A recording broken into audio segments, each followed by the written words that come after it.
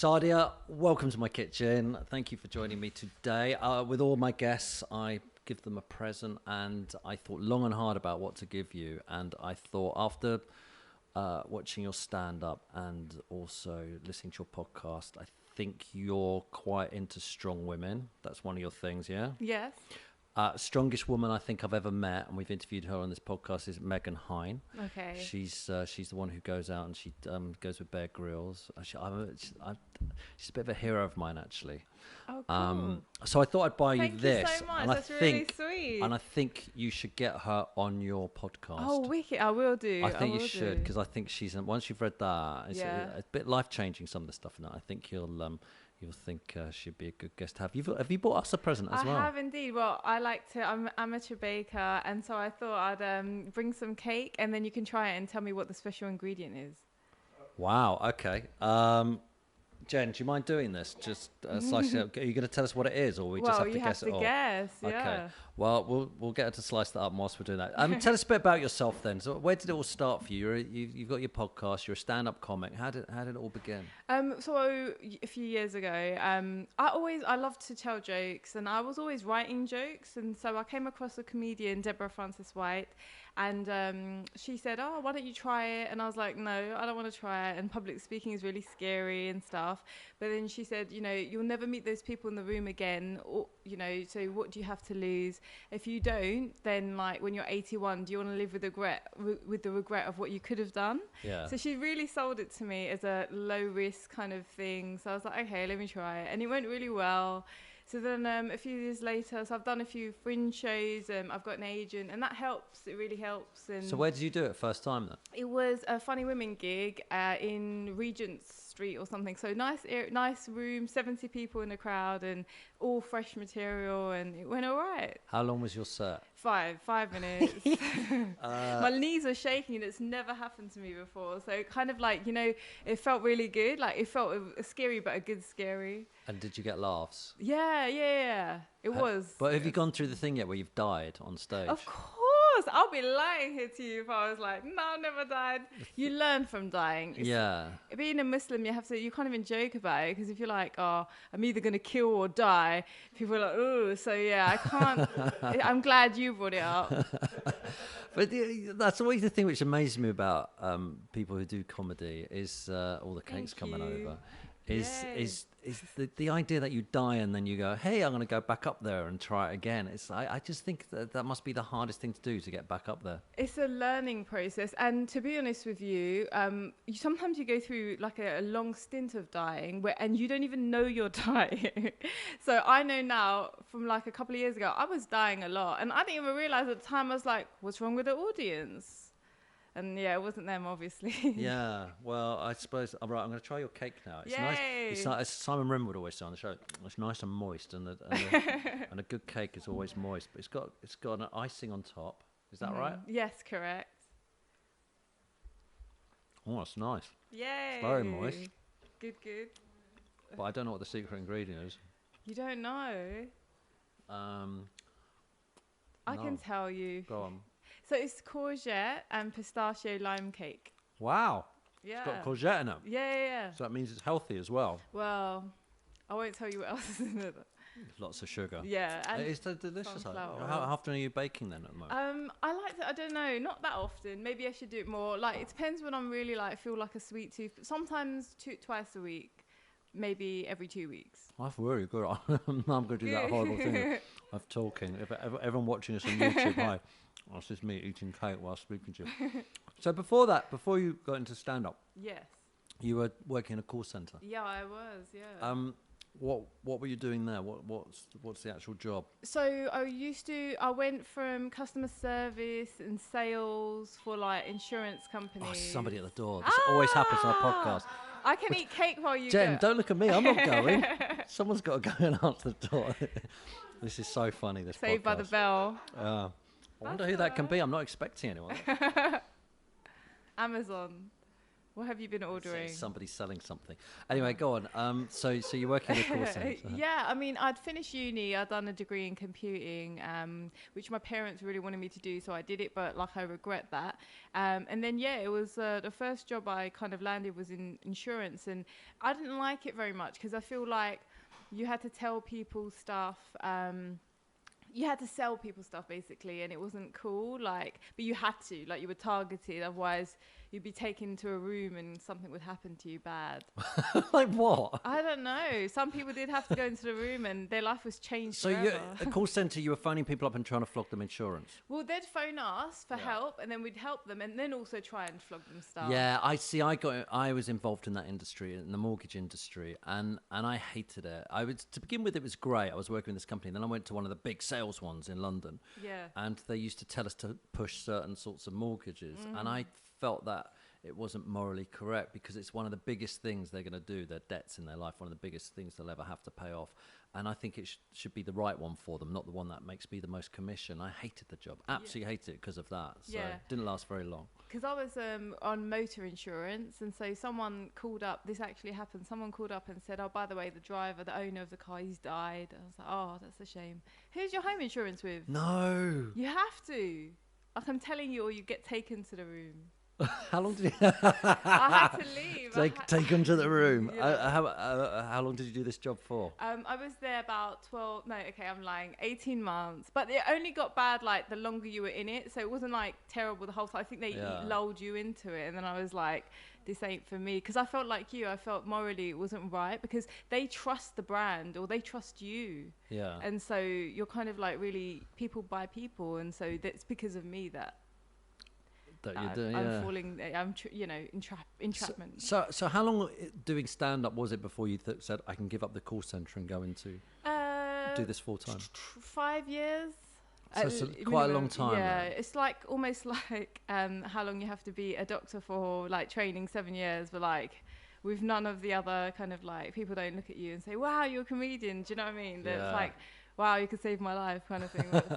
So when you're doing it, then it's just basically 2 or 3 nights a week going out doing the gigs, and that's it. Yeah, 3 or 4 sometimes, and then I do other things like the podcast and writing and bits and bobs. It's random stuff, like I'm writing a script at the minute, which I've done so many drafts of, and so you kind of, like, I don't know, sometimes, like, tomorrow BBC 5 Live want to have me on to talk about Boris Johnson's comment. Oh, I'll talk to you about that in a minute. So it's like random stuff just comes up that you kind of started as a stand-up, and then you become kind of a bit of a jack of all trades, I suppose, a little bit. Hey, Jen, can you just move Sadia's mic shield down, because it might be covering her face when she's talking. That's a good thing. No, it's not. No, just move the shield. It's like a niqab, in a way. You can't move, that's it. That's just like that. Sexy niqab. Yeah. So let's talk about... Should we talk about Boris, and let's wait till talk about Boris? I don't mind. Let's do that. Let's park that and do that in a minute. So your material, I've been looking at your material online. A lot of it is about being a Muslim woman. Yeah. Has that always been the case, and can you move it on from there, or is that a problem for you? You stuck there? No. Okay, so I started talking about being in a call center. This was this was pre-ISIS, that it was all fine, it was all call center stuff, and then ISIS came along, and then it felt like I had to address the elephant in the room, and kind of like people were curious sometimes about the headdress, and it felt like if I didn't bring it up, then I don't know, people wanted me to bring it up, because whenever I did bring it up, people were like, "Oh, she talks about it, wow, never thought she'd talk about it." So I haven't put my current stuff online, because obviously when you put it online and people come and see you live, they're like, "Oh, we've seen this." Yeah. But like, I think I am moving away from it. So there is definitely reference to it, but it's more personal stuff. I don't know, if people have never seen me before, then it's not old for them. But for me, it's kind of like I do want to move it along. Yeah, I suppose it's because it is a big thing, isn't it? There aren't that many comedians who look like you. Yeah. You're the only one, aren't you? I think so. Pretty much so. Yeah, I am. Actually, there's a couple of newbies, but, you know, they're starting out, isn't it? And how is comedy, how is it taken in your community? You know what? My community is just people who enjoy, like, jokes. So, like, mostly that's, like, not just my community, really, not strictly my community.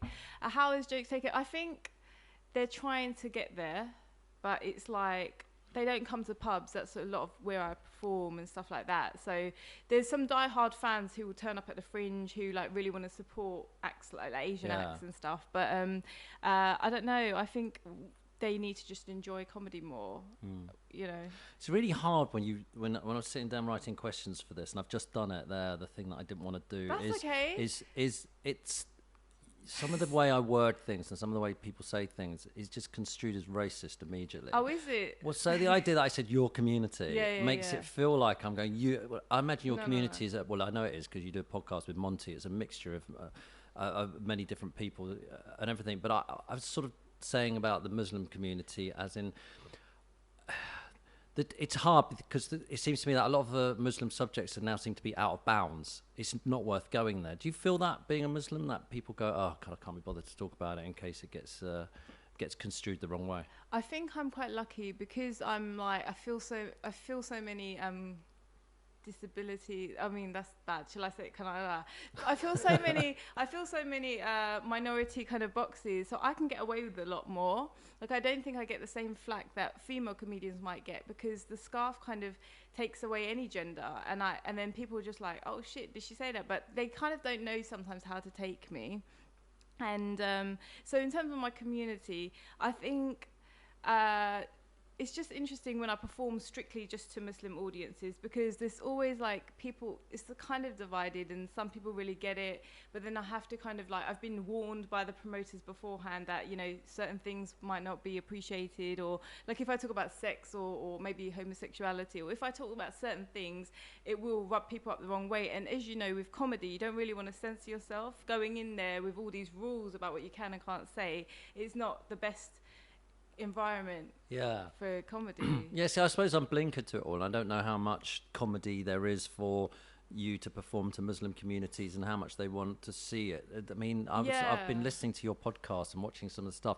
You're quite risky, aren't you? I mean, I'd like to be more risky. That was the BBC, so you know. If you but your podcast is very, you know, it's out there. We were lucky, you know. We were the first BBC podcast to be able to say motherfucker. That's a great accolade. I will take that to the grave. Do you know what I mean? And I just think it was nice because I think they know that we're not a Radio 4 kind of piece, and we've managed to find an audience, which has been really good. So it's like 50% in the UK, 50% global. So it's that kind of thrown me. Like we've had comments from Zambia, like people in Zambia saying, "Hey, my 7 girlfriends love this show" and stuff. 7 girlfriends. Yeah. So and we went back. It was like, are they your real girlfriends or your friends? But we knew what he meant. But it's cool to have like an eclectic kind of audience, and so many white people also very on board with it as well. Like people who are typical Radio 4 listeners as well, they want a piece as well. Do you know what I mean? They ain't gonna be ignored, which I love. I love that there's audiences who are kind of like...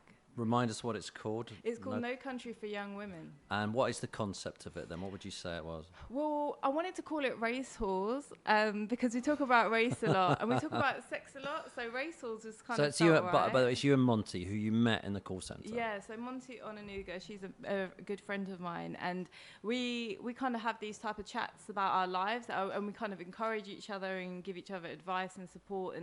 And in doing the podcast, we kind of realised that there's so many people that kind of relate to our experiences, which we thought we were kind of like, maybe it was just us, but like, I don't know, just a feeling of, okay, so where it really stemmed from is that we speak British, we don't look British, but we speak British. We were kind of born or raised here. Monty was raised, like she came really young, like 3 years old. But to look at us... Where's she from then? Nigeria. Right. So to look at us, we don't look British, but we feel British, and we definitely don't feel Indian in my case or Nigerian in her case, although she's very proud Nigerian. So it's kind of like finding a belonging in a way, like where do we fit in, or can we claim being British? Like, and I think I am more than Indian anyway, but is it just by default? And there's all these different people, like our listeners as well, who kind of like, it doesn't just have to be race. You could have migrated somewhere and then you kind of miss your motherland, but you're embracing where you are. So it's kind of like, where do you call home? What do you feel then? Or are you British? What do you I'm feel? definitely East London. Like, I've got the accent, isn't it? I'm definitely East London. So, I'm not angry with England. I don't know. I think, should I be? I'm not, I love Britain as much as British people can be enthusiastic about anything, really. So, no, I mean, it's all right, isn't it? It's all right. And your subjects you cover on it are quite.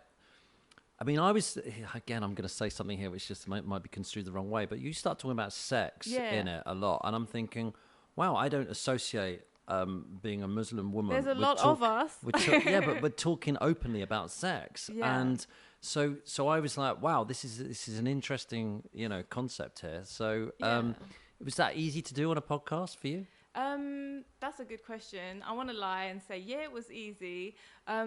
I don't know. Sometimes it was easy, but to be honest, I've been having a dry spell, so there ain't been really much to talk about. But but yeah, no, it's fine, and it's. I think it's important because I think there's so many people who can relate to it, or people maybe who don't feel that there's Muslim people who have those experiences. And like, I don't know, what I'm trying to say is that there's a lot of Muslim teenagers or a little bit older than teenagers, adults who are having sex pre-marriage, and it's normal, but it doesn't feel normal. So talking about it is good. Yeah, so as you're growing up in a country like Britain and you're from a Muslim background and your parents are probably quite strict. I'm just doing this, not you. I'm just saying this as a young Muslim woman or man, and your parents are quite strict. And then you're looking around at other people in London, in East London, going at it, pubs, drinking, drugs, sex, and everything. There must be a bit where you're growing up going, wow, which way do I go here? Yeah, I think it depends on whatever stance your parents have. You want to pick the opposite. So there's still the rebelling against the parents. Yeah, for me it was like my parents were always like, do what you want, be very English, be Gora, as they would like to say. Do you know what I mean? What does that mean? Gora is white. Oh, right. So they were like, be white, like, we love you more. That they love white people. My parents love white people. So I was kind of like, I'm going to wear a headscarf, okay? I'm going to be me. And I don't know, it was weird. So you went against what they were trying to get you to do? Yeah, well, my dad was like, one time I was really young, 18 or something, and we went shopping, and there was a mini skirt. It's like, Sadia, wear this. And I was like, why are you telling me? It wasn't that mini. It was like above the knee, but mini in my eyes at that time for my dad to recommend. So I was kind of like, I don't know. It was nice for them to be accepting, but I don't know why. I just felt like whatever they're saying, I want to do the other thing. Right. What do your parents think of your podcast? I haven't told them. So your guess is as good as mine. Get them to listen to the one with the porn star. I loved her. I love her. Lena Bembe. Well, haven't you told them, by the way, before we go into Lena? Okay, so basically, I never really told them I was doing comedy. So I was always like in my day job, and then I never told them when I flipped over because I don't need their approval. And I think, we all know Asian parents are very much like do accountancy or do medicine or do these things. And like, I didn't want them, like I worked really hard to kind of get into comedy. I didn't want it to be about them or their wishes. I wanted it to be my baby. Mm-hmm. So yeah, I mean, I've been in the newspapers and stuff. I felt like putting it out there, and they're just, we're not, I don't know, not as close as we used to be, perhaps. So have they seen your stand up? Have they seen it? No. Let's talk. Would you like them to see it? I don't care. Right. Is the honest answer. But I don't mind now. I think before I would be a bit more like, oh, I don't want them to see it. But like, I wouldn't mind. I'd be open to them seeing it. Right. Maybe we could do that in another show. Yeah, good idea. Let's talk about porn stars then. Yeah. So you cover you're talking about how you integrate into Britain, and then you decide to get a porn star on your podcast. That was my idea. I'm going to take full props for that. That was like... I listened to a few of them, and I got to that one. I was like, wow, this is quite a fascinating subject to cover. Why did you choose to do a porn star? We wanted to talk to a porn star from like kind of minority background, just to see what the experience for her might have been like, because most of the porn I've ever watched has been white people. And Monty also talked about, like, sometimes maybe minority races being fetishized a little bit. So we just wanted to get her insight, really. But it wasn't what I thought it would be. Like, I thought it was going to be all about, sperm, and I don't know, different things or fun things like positions that she's learning. It was really profoundly like art for her. It was really deep. So yeah. I grew in that episode, but I feel like I want a more, you know, regular porn performer to come along and. Do you think Monty has a more exciting sex life than you? She does. She has a sex life. Yeah, probably. Yeah. She does. I can tell you. I listen to the podcast. She kind of does quite a few things, doesn't she? Yeah. When you're writing your comedy, then, so who are you writing for? Who's your audience you're writing for? I should be writing for an audience, but I'm not just writing for myself. I'm just writing the truth. So anybody who really wants to hear an honest perspective, really.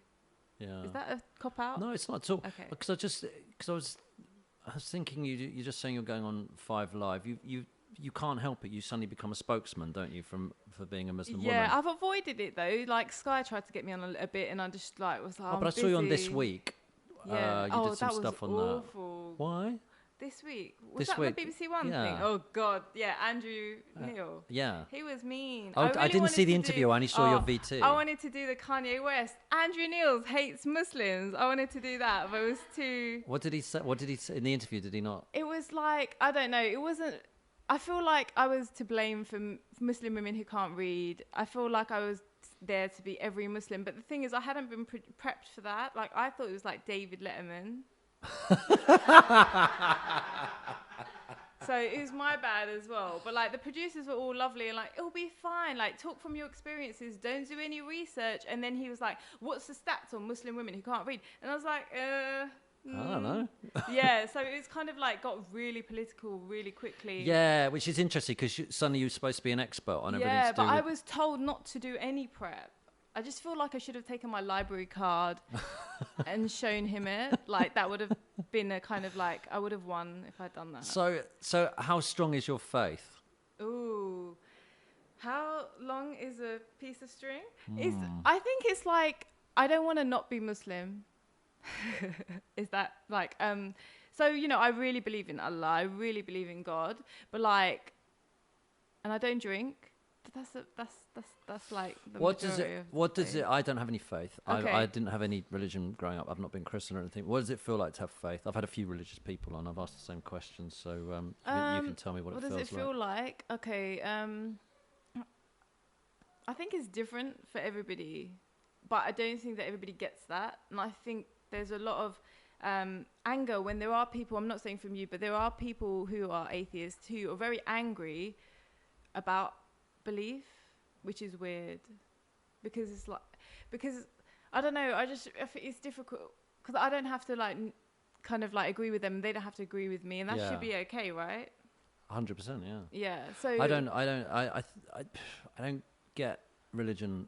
I didn't, and then I suddenly started thinking about it a lot, and I thought actually it might be quite nice to belong to something.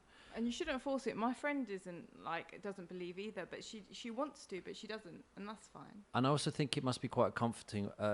Some form of prayer is a form of meditation. It's very healing. And I think we are replacing religion with mindfulness. Mindfulness, basically. Yeah, like so everyone gets up in the morning and goes 20 minutes worth of, sitting meditation. It's the same as doing prayers or and all these things. And we're just replacing it because I think as humans we need that sort of discipline to do some stuff where we lose ourselves a bit. So being in touch with yourself spiritually, especially in this social media kind of led world. Yeah. So the only question I have for you as an atheist, if that's okay, is like if you're in trouble, like if you're falling off a cliff, like obviously, would you say, "Oh my God"? Like who do you call out to? Yeah, of course I would. Yeah, anyone. That's all I wanted to. I'll have any of you. Whoever you are, I'll take you. Whatever religion, I'll take you now. That's all I wanted to know. Yeah, good. but you're normal. That means. Yeah, no, of course you do. God help me. Yeah, no, yeah, that's it. But I suppose that's what you do. That's the normal thing to do. But it's weird not having any faith like me because you just don't have any. Is it free though? It must be freeing. Yeah, that's the only thing I think is that I don't get involved in. I don't have any laws to control myself, but then I still think I have the moral backbone that everybody else has. I don't. Well, not everybody else. Well, not everybody else. But so I think it must be like it must be a lot of work or pressure on you to be a good person because you're not doing it for God. Well, no, there's no pressure because Not I pressure, think pressure's the wrong word, sorry, isn't but- everybody quite? I think most people are good people, don't you think? That seems like. Don't you think? I'm sorry, it just seems a little bit optimistic, which is not bad. I think we all act on our instincts. Yeah. I think that's. We could get on to Boris Johnson in a minute and talk Yeah. about that. But I think that's a fear thing with a lot of people. Let's talk about that. What do you think of Boris Johnson saying those ridiculous comments? I mean, I'm not surprised, first of all, but I think it's divisive, and like being angry is like the easiest thing. So I'm not going to let Boris Johnson push my buttons. I think Muslim women, you know, bear the brunt of a lot of kind of clumsy phrases or clumsy attitudes and statements. So like this is just one of very many. And I think this is a bit like, I don't know much about politics, but I think in terms of to be able to call someone a robber, it takes one to know one, and like the Tories are robbing us. So it's kind of like, well, you should know, I probably paid for his haircut, which is really bad. So I should do better, and he should do better. It's always intrigued me, the hair thing with Boris. And I know people like it, and I don't get why they like it. It's like, it's a messy haircut. It doesn't. People like it. Well, they do see, people seem to embrace it and say it's a wonderful thing that he's got this messy hair. And I'm always thinking, to me, you know, I was always told as a kid, when you go for interviews, make sure you have shiny shoes and do your hair and make yourself look clean. It's like he's turning up representing the country and he can't even do his hair. And it always frustrates me that. I'm thinking, someone tell him to comb his hair. But I think he does it on purpose, doesn't he? It's just part of his clown image. The sort of letterbox thing, though, and the bank robber, it's why do you think he's using that language, though? I think he's using it because he can. But for me, it feels really old. Like, if you're going to have racial epithets, at least make it modern or something. But this very, you know, juvenile, very, very kind of like maybe 10, 15 years ago. So he's a really bright guy, right? Yes. Let's doubt not about question that. that. Yeah. He's very smart. He knows his stuff, and he's used, as you said, juvenile, childish language. He's used it for a purpose. Yeah. We cannot deny, because it wasn't in an interview. No. Like you're doing with me here, where we've both said something which we regret. He's actually written it down, so he knows what he's writing. He's writing juvenile, so he's doing it for a purpose, Yes. and that's the thing. Do you think he's doing it because he wants to do the Trump thing? He says the shock thing, tries to get people debating it. Theresa May's had to come out today and say, I don't like his language and all that. So she's gone against him. He's got a lot of fans. Do you think that's what he's trying to do? He's trying to position himself by using that sort of language. Is it that no publicity is bad publicity? Because, you know, yesterday before he said it, nobody was talking about him, and it's a easy way to get his name, like hashtag or, you know, trending, if you want to call it that. But it's just, I don't know, it's difficult to say what his motivation was. I wouldn't, there are similarities with the Trump approach, but I just think even, you know, when ISIS was coming out and he was saying that, you know, people are radicalized by porn, he seems to be able to push certain pressure points at certain times. And for me, the frustration isn't exactly just what he said, but it's like just bringing Muslims back into the storm. Just when things are settling, then it's just bringing us back into this kind of politicized area. And so it's always controlled by you know, outside forces and not Muslims' views or actions. Do you find that hard then? Do you find you're under siege constantly? Not constantly, but yes, inconsistently or out of our control. So like I said with comedy, when ISIS were out, my audiences were scared of me. Like they were like, don't want to not laugh in case she blows us up, but don't want to laugh and offend her. I should be laughing at that. No, Don't let me laugh you at should that. laugh. No, I shouldn't laugh at that. Yeah, but you should laugh. Yeah. And it's like, I'm a comedian. Like, I want you to laugh. But it's like, so they were scared, and then that scared me, and it was like triggering for everybody and uncomfortable. And then Trump came along, and he was Mr. Bad Guy. So it was like, oh, we can like Muslims because he's the worst guy. And so then he died down a little bit because he's like upsetting mothers and children, and like, you know, that situation's going on. So then now Boris is coming. So it's always Muslims somehow just, you know, being used by I say as a political football, you know, and the tide is always just as it's settling, it gets bad again. Yeah. It's not a nice way to kind of like to be. I don't want to moan about it. It's just awkward. Why do they wear that's again another word I wish I hadn't used. But why do Muslim women some of them wear the burqa? Okay, you mean the face one, which I is the don't. niqab? I don't know. All right, that's Sorry. fine. So this Apologies. one, that's okay. Don't worry. I'm talking about the one which Boris Yeah, Johnson's talking yeah. about. So that's called a niqab, but I mean Yeah. it can be used interchangeably with a burqa, Right, which is the okay. robe as well. Okay. Basically, there's a hadith from the Prophet Muhammad, peace be upon him, and he said that women should cover everything but this and this. So there's different interpretations. So some people think Apart from this and this, what's that mean? Hands. Oh, hands. And some people interpret it as the face can be like they should be covered except the hands and the face. And some people interpret it as the hands and the eyes. Right. So the people who are wearing it, they've obviously taken the interpretation to be that what he wanted is for women to cover everything but the hands and the eyes. But it's like, it's just a personal choice. I've met women who've covered with that, with niqab, sorry, and they are basically, you know, their faith is at that level where they're comfortable in you know, expressing themselves that way. There must be positives. They don't have to wear makeup. You know, they don't have to, you know, I don't know, but there must be good points of it. Do you know what I mean? Yeah. But it's up to them. I wouldn't. Why wouldn't you? Because, you know, I think I'm enough on stage for the audiences as it is. But I just think... you couldn't do comedy, could you? No, probably. Because you need to... again, I might regret saying No, that, but you no, can't no, show it's okay. facial expressions. It's an exchange of energy, Yeah. and you're blocking quite a lot of that. Yeah. No disrespect to the women who wear it, but it's just I wouldn't want to wear it because I like to be able to... I think... If I'm really honest, I think that this scarf is alienating enough as it is. I don't. Do you think it is? Yes. Do Can you? be. It can be. It can be. I think because I live in London, Yeah. I spend the whole of my day on the tube and doing all that sort of stuff. I just see sort of. It's like the tide. If we were the bad guys at the minute, it'd be more so. We're not the bad guys because Boris Johnson just said something, so we're the victims. But it's like there's all these different kind of elements and forces going on that we can't control. So people aren't judging me based on me because I wear the scarf. They're judging me on what's going on with Islam in the news as well. And so that's a hard thing to kind of carry around with you sometimes. It's quite extreme though, isn't it, to cover the whole of your face, just to have your... you know, we've all got to be honest here. The first time I saw someone in real life dressed up, I was like, wow. Because it is quite a shocking... Not shocking, oh God. I know what you mean. It's No, like, no, it's I know such what an you mean. unusual thing to see, someone walking down the road like that. And then Dare I say radical? Yeah, dare you say that. And then, so I suppose that it's kind of... It doesn't fit in the comfort zone of many people. And I was saying this, I can't remember who I was saying this to on my podcast not so long ago. I feel a lot of racism and a lot of intolerance is due to fear and not understanding. So you know, if I sat down with someone and they said I wear this because it's from the Quran and all this sort of stuff, then you go, oh, okay, I understand now. But we're told we're force fed with it's because they're not allowed to be seen by other men and things. Oh no, it's like I have so many stories of women who wear the niqab and their husbands don't want them to cover. Their husbands don't even want them to wear the headscarf. Like their husbands want them to look attractive to show that they're like, you know, I'm with this. Right. But like it's a woman's choice.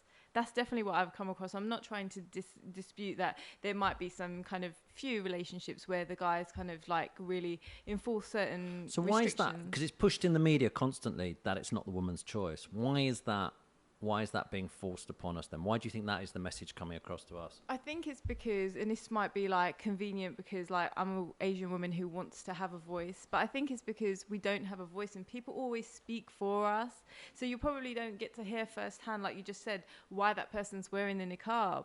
You don't get to hear it. And so your role is getting bigger as we speak because you are a voice and you're doing it with comedy as well. You're an important voice then. Thank you. I like to think so. Not always. Not after I've had a drink. But you're gonna be made into more of an important voice though. Yeah. I mean, I think it's just good because I'm kind of different. I'm not representative of any particular kind of view. I'm not very. What would you say? I'm not on either end of the spectrum. How important is comedy then for this type of thing? How I think it's so important because it disarms people and people don't. You're not preaching to them because if it's either going to be white people with a lot of white guilt in a seminar being, yeah, we hate ourselves and we love you and you're great and we don't want that. We don't like your white guilt isn't productive, Right. but we also don't want like the opposite end of that either. So with comedy, it's relaxing, and then people can just be like, she said some fucked up shit, and you know. But hey, I didn't think of some of these things could come out of her mouth, and you know, maybe they're just like us. What you need is you need comedy to question things. That's what you need, and by doing it through comedy rather than protest. And I'm not saying anything wrong with protest, by the way, but protest and always it's radical statements and stuff like that. That always gets a bit, you know, after a while you just park that to one side. Then comedy comes along, and I think it's a really interesting way of getting views across, and also helping get ideas across as well. Yeah, it's kind of like a connection with the audience as well, and I think it's nice to be able to make people laugh. Like people like to make people, you know, happy with cooking. I love to make people laugh because it's good for you, right? Does is the Muslim religion progressive at all? Do you think it's getting progressive? I think, if this is controversial, it depends on who is involved in its progression. Is that a cop out? I think that's a cop out. But like, no, it's not, because I had Reverend Richard Coles on here, and I said I hated the Church of England because when I grew up, it was the gay community against the Church of England, and I took the gay community side, so I was on their side. And Reverend Richard Coles is gay, and I said, how does it work? You've been gay in that religion, and it's kind of the religion's kind of caught up to embrace the gay community, and so I can relook at it again. But that's how I felt about it, and so you know, it is certain sets of people move it on. I suppose, is that what's happening? I would say, if it is being moved on, it's like by the minority, and certain attitudes could be done with moving on a little bit faster. So. Like, I don't know, I just think that there's a lot of wounds, shall we say, from some of the remnants of kind of like ISIS and terrorism, and like feeling like we should be blamed for something we haven't done. So I think once those, hopefully, wounds can heal, then we can move on. But I think there's still a lot of, from what I understand in the community, there's still a lot of like, I don't know, just, I suppose, upset because of like feeling villainified or... Yeah, no, I understand what you're saying here. Is there is how it's you want to shake him? Yeah, I suppose it's interesting. I'm learning a lot, and but it's true, because I'm actually getting to speak to somebody who's actually telling me the way it is rather than the way I'm listening to it all the time on the media. So I'm finding this fascinating conversation. How is feminism? Because you're obviously a feminist. You talk about it on your podcast. How does that relate with being a Muslim woman? So I know I said it in the podcast, but I have problems. That that's not a testimony, right? I think I am is in the things that I do. Like, a guy doesn't pay my bills, and like, I think women are good and equal to men. But like, in terms of like the feminists out there, I don't identify with the feminists out there, if that makes sense. But in terms of Islam and feminism, I mean, I don't know where this, like, the ideas that you've said, I think people use religion as an excuse. So, like, there are men who will tell women it's their place to do X, Y, Z because of religion, but they're misusing religion, because Islam isn't like that at all. And they just, I think it kind of says that we're, you know, we're strong in different ways. And I don't think that's a bad thing. But you know, I think Islam basically says that, you know, you should value women, and like, you know, women are really important on the Day of Judgment. Like, women are going to be like the ones that stand up first in terms of answering for our actions and stuff like that. So there isn't sexism for me from religion. Getting rid of the religious side of it. Let's talk about men and women here. You said men and women are strong in different ways. Yeah. I see. This is something that I sort of, when I started this podcast, I believed in pure equality, and I've discussed this with June Sapong, Harriet Harman, lots of people. I'm starting to wonder whether I'm right there. Whether what was it Fina said the other day? It should be equal opportunities. We're not equal, but it should be equal opportunities. Yeah. Am I getting close? I don't know. See, but I feel like I'm a man and a woman's a woman, and we're a little bit different. Is that what do you think about it? I think that we should be allowed to feel how we feel, rather than like this kind of narrative that makes you feel like you should believe that. So maybe that's what's made you think that that's the right thing, that we're all equal. But I don't think I find equality to be an idealism rather than like a reality that I've ever seen. So not just in gender, but in any walk of life. I've never seen equality in any walk of life, personified. So I don't think it's wrong. I don't think either one is wrong. But I personally think that women and men are really good and like can be at different things, and we're not the same. We're not the same. No. Yeah. Yeah, I just, it's a minefield. Harder, I just, because working in broadcasts I do, and entertainment, and I have to sort of be very careful what I do and say all the time, and we're bombarded with these messages at the moment. Everyone's equal, and equal opportunity. Yeah, we are, but I also, I don't know. I'm worried about it because I think a lot of the world are happy having gender roles. Yeah. And yet we're going and sort of in the media industry, we're saying, no, everyone is equal. All my bosses are women, by the way, and I'm fine with that. But there are differences between us I'm a man filled with testosterone and you're a woman filled with estrogen. We're slightly different in our chemical makeup. So I don't know.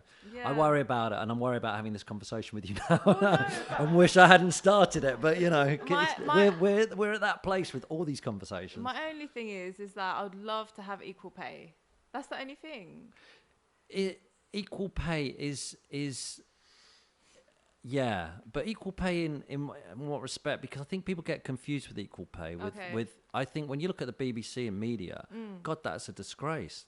Because the BBC should be paying everybody equally. Mm-hmm. But do you mean equal pay as in everyone should have the equal jobs, or equal pay as in equal money for equal roles in the companies and everything? Yeah, that's all I mean. Yeah, but I haven't done equal the opportunities. Yeah, I'm for equal opportunities. I don't think that you should be discriminated because of, I think if a woman wants to do construction and stuff, good. And I think so do I. Yeah. Another thing. I tell you what, when you read Megan Hines' book, you promised me you'll read that book. I will. You'll love it. Go through it. This woman is amazing. She made me feel so insignificant as a human. Yeah. She's out there doing it all the time. I'm like, wow, this woman's brilliant. She's just she's an incredible woman. Yeah. I think that's what's difficult sometimes is like, when the media kind of the way it dresses things up, so it'll be like, oh, this is the first Muslim person to do this, or this is the first woman to do this, but we've been doing it for a long time, but it kind of dresses it up to make you think it's not the normal, it's an exception. Yeah.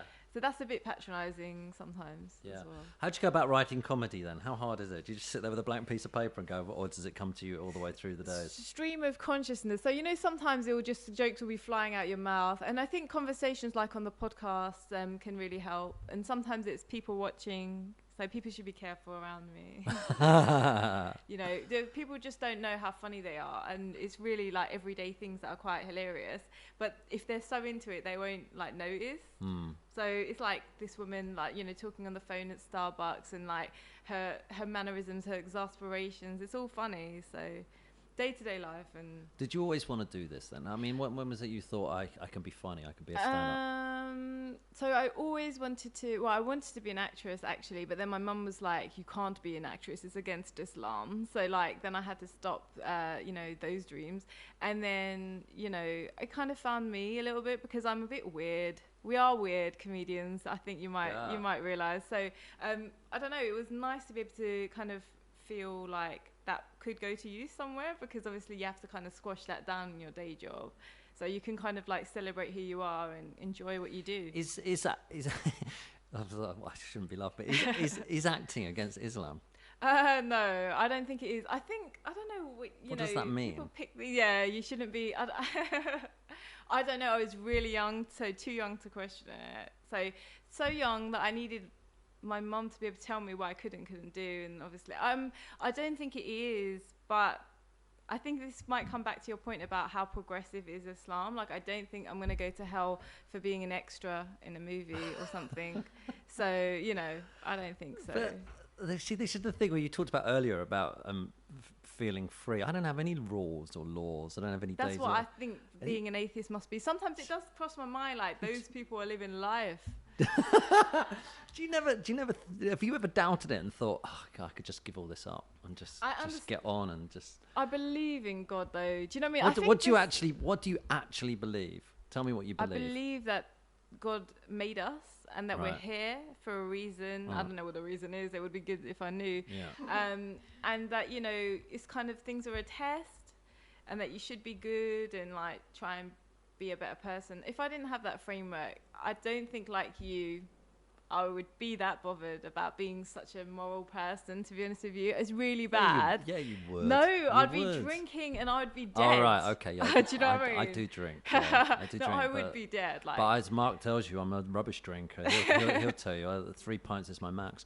So what do you actually believe though? You believe that if you do the do you pray? yes. How many times? 5 times a day, but not today. Not as regularly as I should, I'll be honest. But I want to improve. But what if you don't? What happens? What do you? I just think, like, I think I will get to a point where I do it more regularly. I think that's something that people struggle with and don't talk about. But there are people who are really good at it. I don't know why. I think I'm just lazy. But what do you think happens if you don't? Well, it's a kind of not a good thing, like in your faith, you will be questioned. So basically what we believe is, this is going to sound a bit much, but that there's 3 lives, okay? So there's this life, then when you're buried, there's a life there, a very brief one, I think. And then obviously after the world ends, which sounds like a movie, then you're kind of like, everybody's going to be, you know, there, like a festival. And, you know, and then you kind of like, I guess you're called to question on your deeds. And then obviously if you're good, then you get through the good door, and if you're bad, there's a bad door waiting for you, kind of like working in insurance. You get taken into the room. Yeah. I don't want to go to any rooms. Taken into that room. I always have a question which I always ask at the end of the thing: is there an afterlife? I've just started doing it in the recent podcast, and do you think there is? No. Okay, you were very quick. No, I can't see it. So I mean, that's the problem with not having a faith, is I don't have anything to go on apart from the fact that I'm going to be food for worms or something. I won't even do that because I'll be cremated. Have you read some of the religious texts at all? Have they moved you or moved you? That's a bit maybe no, too much. I'm waiting for them to come to me. Yeah. I've always been told if I open my heart, one of them will come in, but they haven't. Oh, who told you that? All my religious friends. But listen, that's the same thing that Monty gets frustrated with me about, because I'm like, if I'm meant to be with someone, a guy's going to come to me. But she's like, well, if you want to work in comedy, you've worked hard at it. You've not waited for it to come to you, have you? So why would you wait for a boyfriend to come to you? So you're like me in that. So that's how you believe a man will come to you? Yeah, well, I'm just like, I'm not going to go looking or hunting, because like it hasn't worked in the past, let's be honest. That's a whole other podcast. Oh, well, somebody told me once it's like a job, and I thought this was interesting. Finding a partner is like a job. You've got to, you've got to work out all your assets, what your package is to sell yourself, make yourself there, and then you've got to think, what do I want, and what job do I want, which man or woman do I want, which partner do I want, and then you got to think, where are they going to be. And then you got to hang out at those places where they're going to be. You got to do it, and it's like a job. You got to go for it and work really hard. And they said you work really hard at your job. You should work really hard at finding a partner. And then when you find a partner, you then should work as hard to keep them as you do in your work and whatever. Apparently, but I'm I waiting mean, for him to come to I've me. got 3 kids and I'm single, so, Oh. so don't look at me. I'm the world's disaster when it comes to all that sort of stuff. So you do it all for the afterlife. So everything happens for. It feels like that's a big motivation, but I think you kind of like, it's the spirit of it, not just what you can get out of it as well. So being a good person is a reward in itself. So kind of like striving for better and self-improvement and stuff like that. So I think just perfecting your character is really important. And by wearing clothes, which represents your religion, do you think that is people coming together to say I belong to something, or does it actually have connotations in the religion? Personally, I think it's different for everybody, and when I started wearing it, it wasn't that common. And if I had a choice now, I probably wouldn't, but like I've started, so I'll finish, if that makes sense. But it's not that fun. But then taking it off would be like, some naysayers would be like, we were right. So you don't want them to be right either. So it's now, my head is now kind of like, a political football. And so it's not what it used to be for me, basically. I used to really enjoy it, and it was just fun. It wasn't religious. It wasn't like that sounds really bad, but it was just like, yeah, I think it was what you said. It felt like I was just a part of a you know, community, or this is like how I identified. But now it's taken on so many different connotations that are not in my control, so it's taken a lot of the fun out of it for me. I always say to people, when one of the new questions on the podcast is, when you grow up, did you define yourself as anything? Obviously you define yourself as a Muslim. Was there a time you wanted to be something else, like a Brossette or something, or a Take That Girl or something like that? Was there any of those type of things that came into your life, into your... What do you mean, like a fan? Yeah, like, was there anything that you thought, oh, I want to be part of this? I loved Amy Winehouse, and I never saw her live. That would have been good. But in terms of defining myself, no, maybe, but not just because it's always been Muslim. I just think I'm really weird. Your cake, by the way, is really good. I've just gone back for more. It's really good. I'm not starting. It will go over my lipstick and stuff. I know, it's really good. I'm really enjoying this. And it's so good. I've forgotten what I was. It's Jen's recommendation. Jen, yeah, that's really good, that cake, right?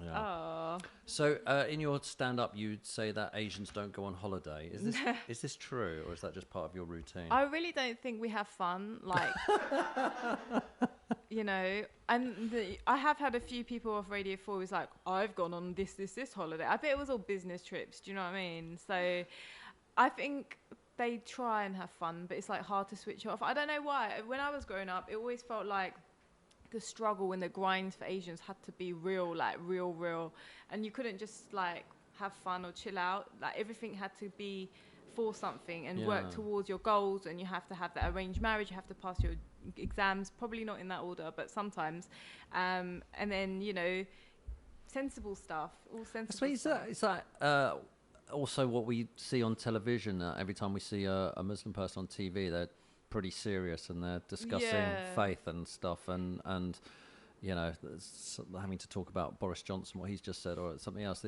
We don't get to see a lot of Muslims come on and have a laugh. Yeah, you get to hear us talking about domestic abuse and, like, you know, the fun stuff. It's true though, isn't it? When I was growing up in Watford, I had this guy, he was a friend of mine, he was an actor, a black guy, and he was going to me, I can't stand it. Every time you turn on the TV and look at black guys, they're always cliche. It's true. And he goes, why are they going to put black people on who don't look like the token guy? Yeah, exactly. And I suppose that must be the same how you must feel when you look at Muslims come on TV.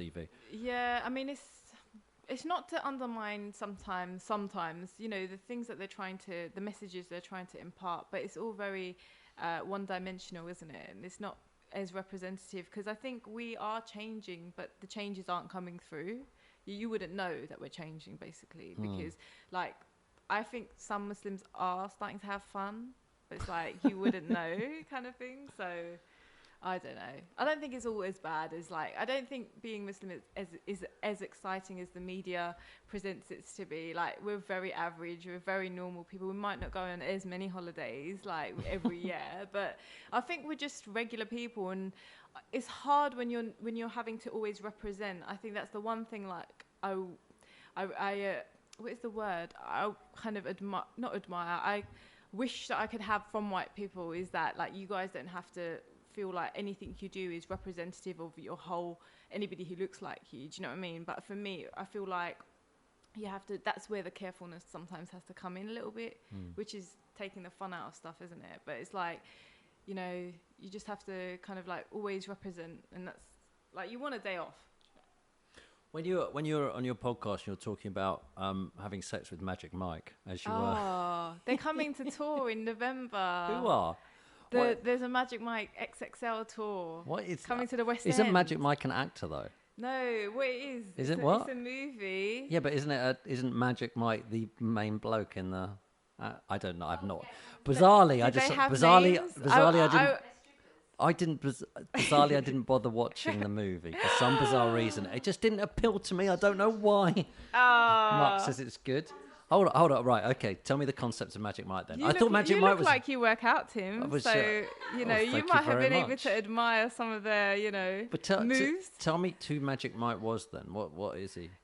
I thought it was a man, Tatum O'Neill, isn't it? Or is that his Channing name? Tatum. Who's Tatum O'Neill? Oh, my God. You're so funny. Okay, basically. Yeah, that was a joke, everyone. Really not, no. Channing Tatum is basically this guy who needs to earn money and comes across these like guys who are stripping and then just joins in. And then the whole film is a really light film about there's like a little bit of story that you don't need to know, and then there's dances, and then a little bit of story you don't need to know, and dances. That's all it is. So who's It's like porn. So who's but soft porn. Who's Magic Mike then? I don't know. I just liked Matthew McConaughey, so I wasn't that bothered about Channing Tatum. He's in it. Yes. Hold on, but which one's Magic Mike? Who is Magic Mike? Is it? Yeah, Channing Tatum. Oh, so when you're discussing wanting to sex Magic Mike, you were talking about any of them? Yes, but not the one with the long penis, because there's a... Hold on, you see their penises? No, the grit you are. Yeah, we did actually. There was like, it was like a shade. It was like the back of it. Anyway, yeah, you could see it basically. Sorry. But yeah, anyway, that one, I don't know about him because he was talking about having problems with women. I didn't realise people with long penises had such a hard time, like literally a hard time. With long penises? Does that mean large? Or, yes, they're very long, yeah, large.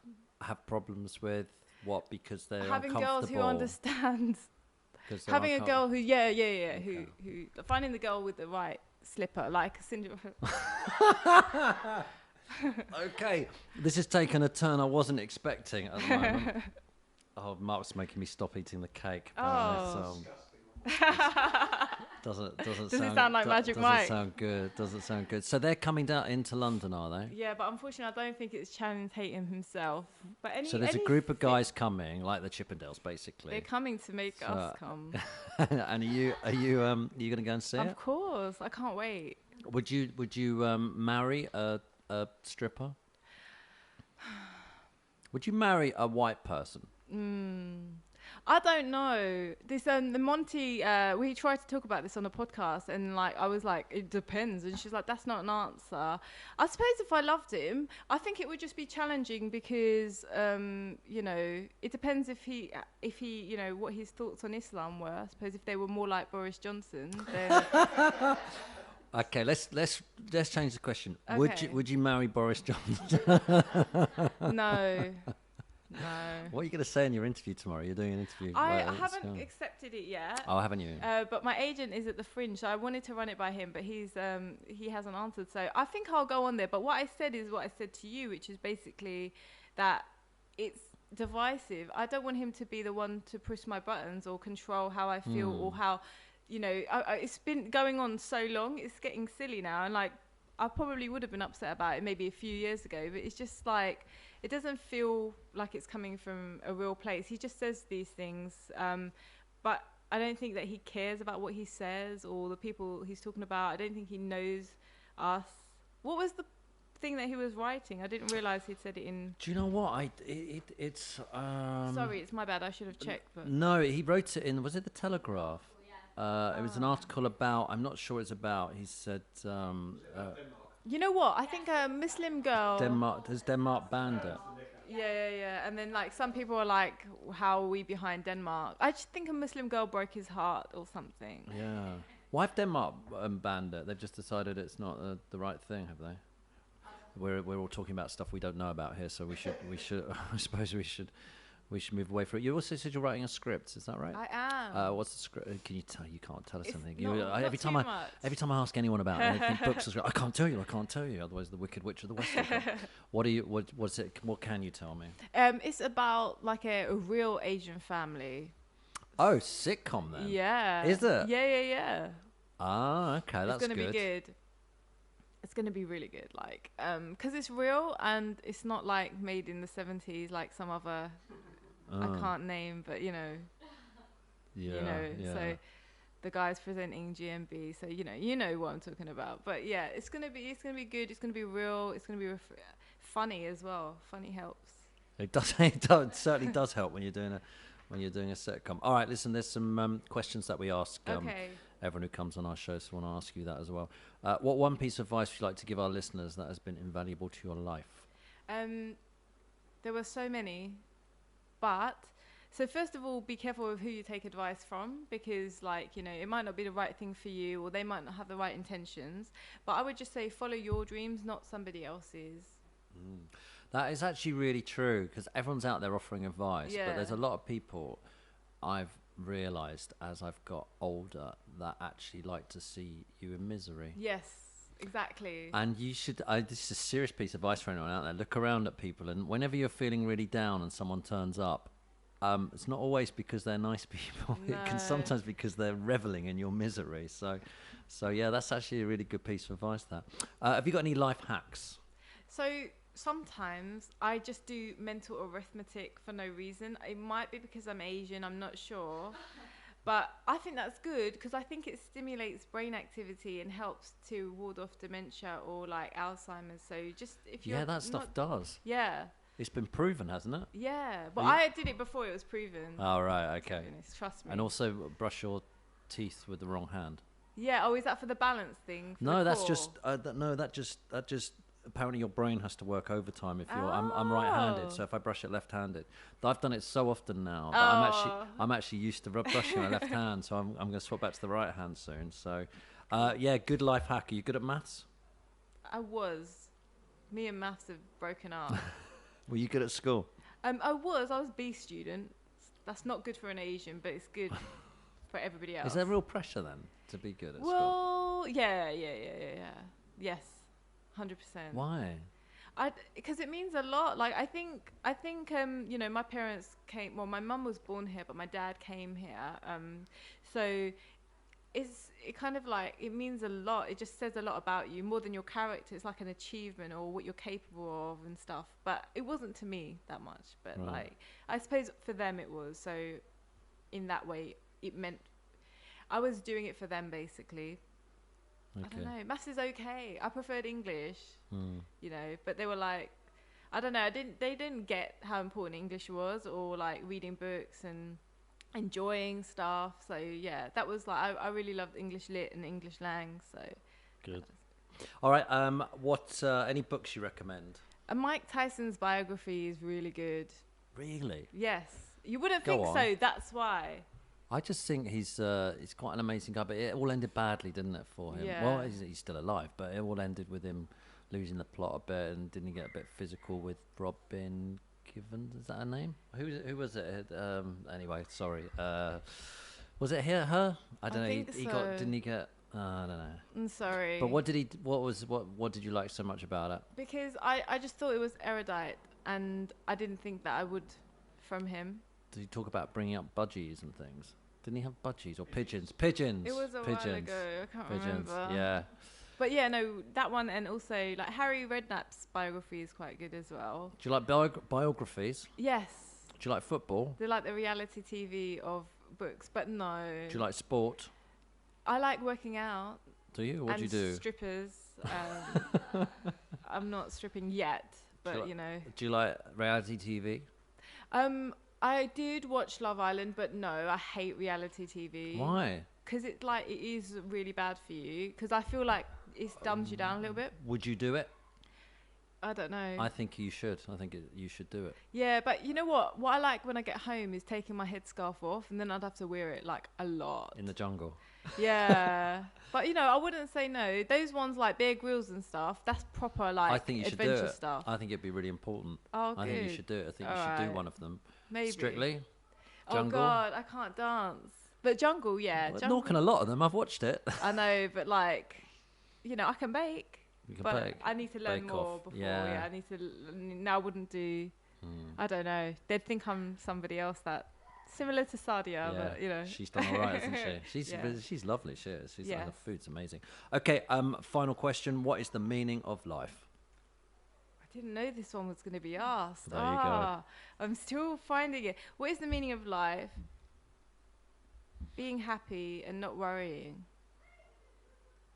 That's so shit, isn't it? No, that's good. But being good. happy and like, I don't know, like not getting upset about the small stuff. It's all cliches, isn't it? I'm really sorry, but it's like when you grow up, I think those kind of do, you know, it kind of rings true. Because when you're young and you hear all those things, don't waste your youth.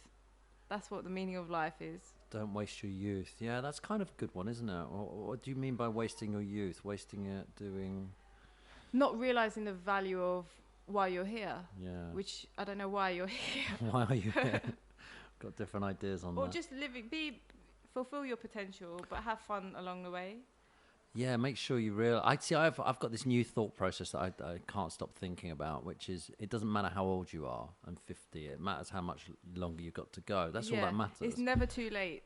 But if I've got 40 years left or 10 years left, it's a different. And I don't know how long I've got left, but you've got to kind of live for, not be hedonistic and live for now, but you've got to kind of. It's like that idea that you die with, couple of $1 million in the bank where you could have spent it. It's like what's the point in having that in the Didn't Simon Cowell have a watch which told you how long you have to live or if you're gonna die and stuff? Who did? Simon Cowell? Yeah, I swear I heard that a while ago. I wouldn't. How does he know? That's probably against Islam, so I can't have that watch. Could someone wear the watch for me or something? That's probably Will.i.am. He lives in the future. So when's the series 2 of the podcast coming out? October. Who have you got? Have you booked anyone for it? We're on a holiday. We're trying to have more, shall I say, ordinary people, because we did have quite a few media people, but I think that it would be lovely to talk to people from all walks of life. So like a black pilot. Maybe he can show me his cockpit. I don't know. Are you using this podcast just to find a partner? Is that what's going to happen? We were initially. Yeah. Either one. We either find out our belonging or we get laid. Either one. We don't ask for much. Brilliant. Thank you so much for joining us. Thank you. See you. Cheers. Bye.